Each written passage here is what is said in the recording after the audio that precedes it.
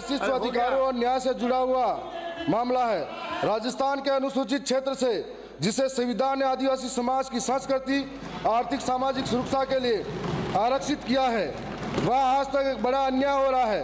वनाधिकार अधिनियम 2006 और संविधान की 5वीं अनुसूची में आदिवासी को जल, जंगल और जमीन के अधिकार दिए गए हैं। ये वो आदिवासी हैं जो जंगलों में रहते हैं, अपने पुरखों की विरासत को बचा के रखते हैं और आज तक उनके साथ में रहते आए हुए, पेड़ों को पूजते हैं, पर्वतों को भगवान मानते हैं। ऐसे में उन आदिवासियों के साथ में सबसे बड़ा संवैधानिक धोखा हो रहा है। खनन के नाम पर गैर आदिवासी को और गैर सरकारी संस्थाओं को वहाँ पर पट्टे दिए जाते हैं। यहाँ पर मैं ये पूछना चाहता हूँ कि सवाल ये उठता है कि एक देश, एक राज्य, एक संविधान है, तो आदिवासियों के साथ में दोहरा व्यवहार क्यों? जब खनन कंपनी को जंगल की भूमि देने की अनुमति दी जा सकती है तो आदिवासियों को वनाधिकार के पट्टे क्यों नहीं दिए जा सकते?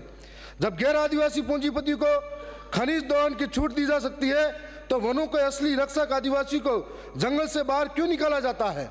मैं ये कहना चाहूँगा कि हाल ही में कई ऐसी कंपनियां हैं जिनको, जैसे अडानी ग्रुप के नाम पर जो सोने की खाने निकली जाएगी, मेरे विधानसभा के अंदर राटेड़ी, डगोचा, अमलुआ ऐसे गांव हैं जहां पर सोने की खान के नाम पर अवाप्त करने की बात चल रही है। दूसरी ओर बांसवाड़ा के अंदर पावर प्लांट के नाम पर जमीन छीनने की बात की जा रही है।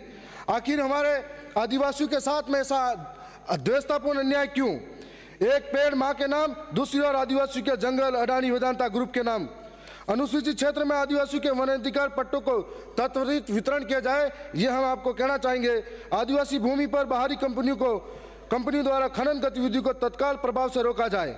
मैं साथ साथ में यह भी कहना चाहूँगा, राजस्थान में आदिवासी क्षेत्रों में जंगल सदियों से वहाँ निवास करने वाले आदिवासी आजीविका चलाते हैं।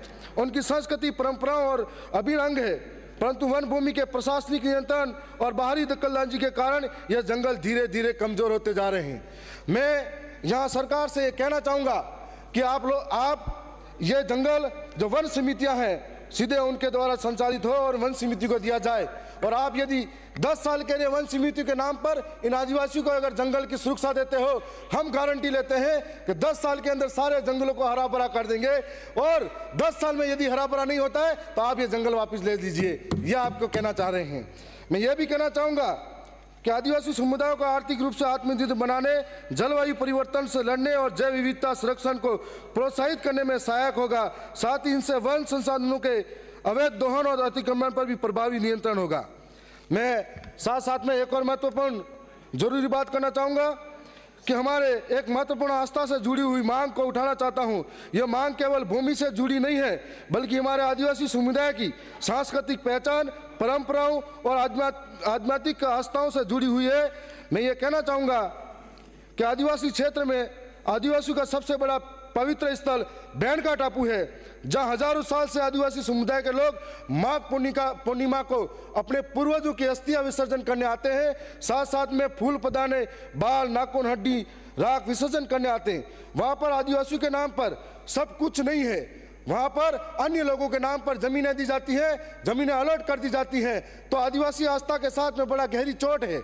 और मैं ये कहना चाहूँगा कि हमारी इस सदन के माध्यम से मांग है कि जो हमारा आस्था का केंद्र है बैंड का टापू, इसमें 80% जमीन आदिवासी को प्रकृति पूजा स्थल विकसित करने के नाम पर दी जाए।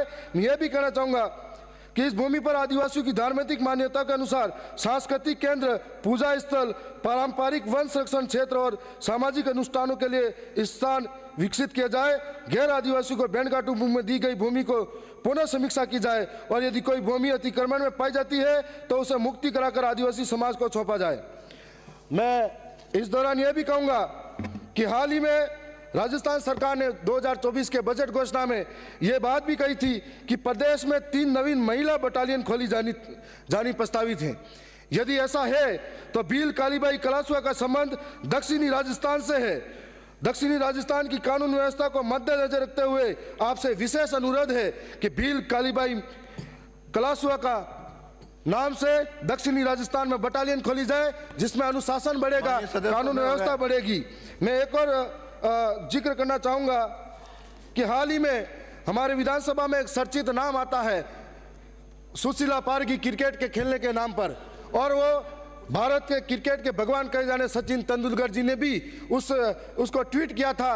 तो मैंने सदन विधानसभा की में कार्रवाई दिनांक 5 फरवरी प्रातः 11 बजे